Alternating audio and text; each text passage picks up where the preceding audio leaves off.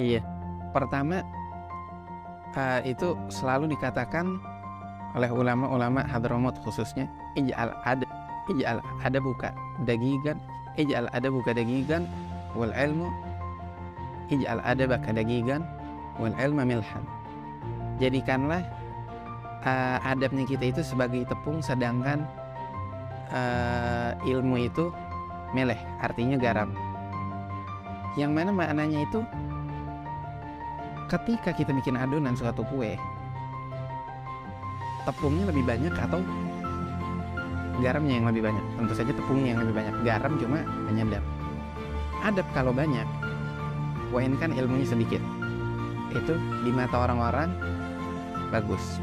Tapi orang kalau misalkan banyak ilmunya akan tetapi nggak punya adab, nggak punya akhlak, itu nggak ada gunanya.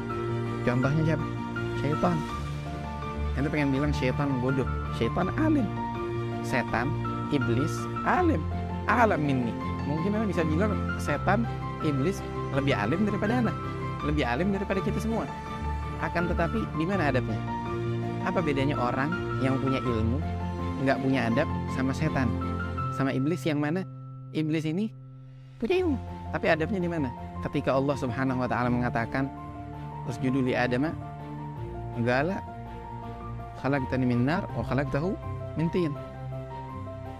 Dia bilang ketika Allah menyuruh dia sujud kepada Adam, dia nggak mau. Dia bilang apa? Ente ciptain Adam dari tanah, sedangkan Ana dari api. Api lebih mulia daripada tanah. Kenapa Ana harus sujud sama dia? Adabnya di mana? Akhlaknya kagak ada di sini. Akhirnya sama Allah dia apa? Dilaknat hingga hari kiamat. Dilaknat hingga hari kiamat. Itu yang pertama. Ilmu tanpa adab nggak ada gunanya. Ilmu tanpa akhlak nggak ada gunanya. Yang kedua, ilmu yang bikin kita jadi menyalahi orang lain. Ketika kita bertambah ilmu, pemikiran kita harusnya semakin luas, bukan semakin sempit. Ketika kita bertambah ilmu, pemikiran kita itu harusnya semakin luas, bukan semakin sempit. Karena ilmu itu berapa kali dengar Habib Ali Jufri ngomong, man katsura ilmu galla inkaru. Barang siapa yang ilmunya itu semakin bertambah, semakin sedikit pengingkarannya dia atas orang lain. Karena apa? Ilmu itu luas, nggak bisa kita menghukumi bahwasanya si fulan salah 100%, wana benar 100%. Nggak segampang itu. Ilmu itu sangatlah luas.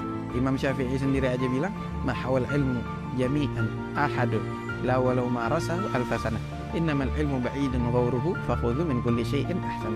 Itu Imam Syafi'i bilang, ilmu itu nggak bisa semuanya kita lingkupi. Nggak ada satu orang pun yang bisa menguasai seluruh ilmu, nggak bisa.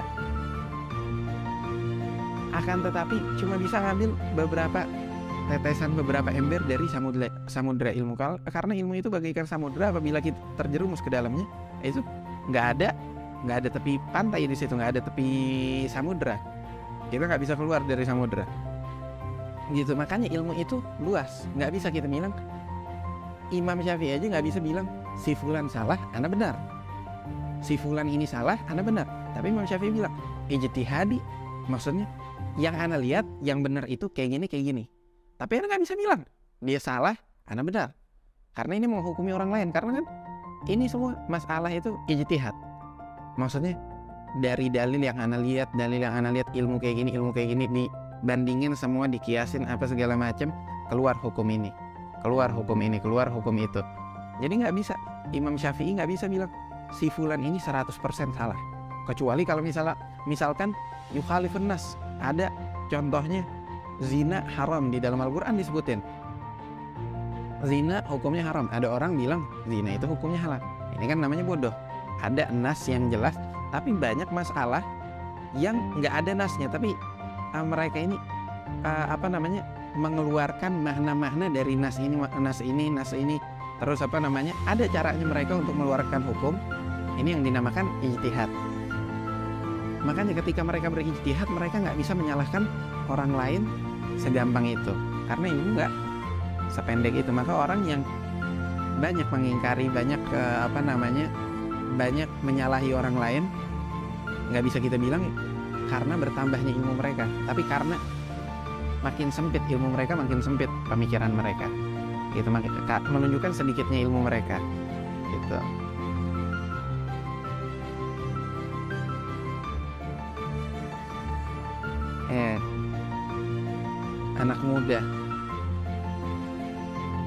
Anak muda ini, kalau kata Syekh Muhammad Said Ramadhan Al-Buti, anak muda itu bagaikan anak muda ini kehidupan di masa muda. Itu inti dari kehidupan seorang manusia. Fase paling penting dari kehidupan seorang manusia. Karena inti dari kehidupan itu di masa muda.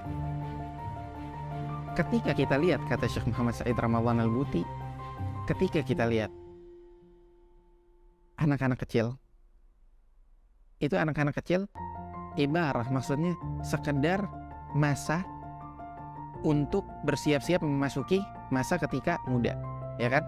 Masa kecil itu masa untuk bersiap memasuki masa muda. Masa lansia, masa tua, itu masa menikmati apa yang dia tanam ketika dia muda. Jadi intinya semuanya di kapan? Intinya semuanya ini kapan? Intinya semuanya ini yang paling penting adalah masa muda, kata Syekh Muhammad Said Ramadhan Al-Buti. Makanya Syekh Muhammad Said Ramadhan Al-Buti itu banyak karangannya itu khitabnya itu, audiensnya itu anak muda. Dia ngasih hukum ini itu, pembahasan ini itu kebanyakan buat siapa? Buat anak muda, untuk menyemangati anak muda, meluruskan pemikiran anak muda, begitu. Anak muda itu, kita nih anak muda kan ada banyak, ada yang kuliah. Nah, kalau anak belajar ilmu syariat, ada lagi Mbak Rosi sekarang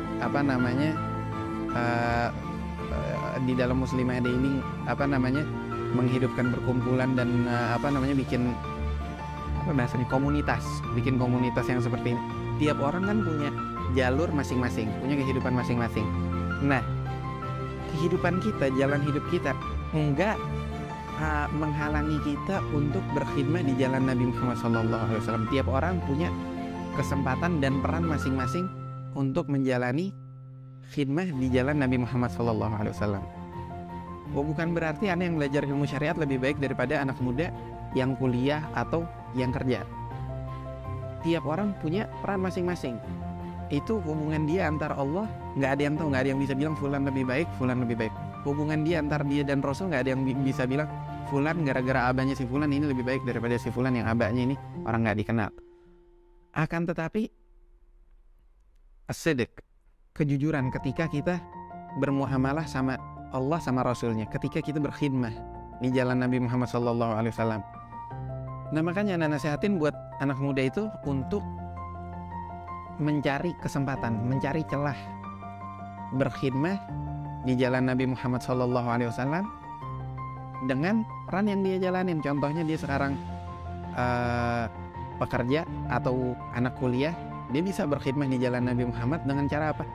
Contohnya dia ikut kajian yang diadakan seminggu sekali atau sebulan sekali. Ini namanya juga berkhidmah. Saya punya uang lebih, punya duit lebih banyak, punya ini. Dia bikin seminar tentang ilmu agama, tentang Nabi Muhammad, tentang sirah, tentang ilmu hadis, kajian-kajian. Atau juga anak kuliahan sibuk dengan kuliahnya, dengan materinya.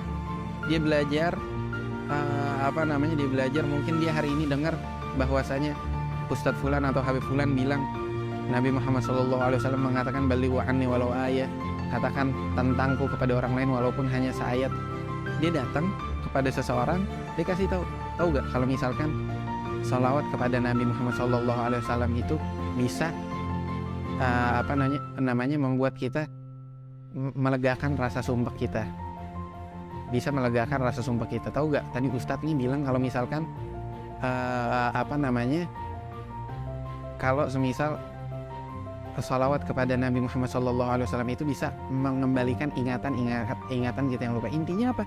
Intinya setiap orang punya jalan masing-masing, punya kehidupan masing-masing, punya peran masing-masing, tapi nggak ada jalan peran kehidupan tersebut yang menghalangi dia untuk berkhidmah di jalan Nabi Muhammad SAW.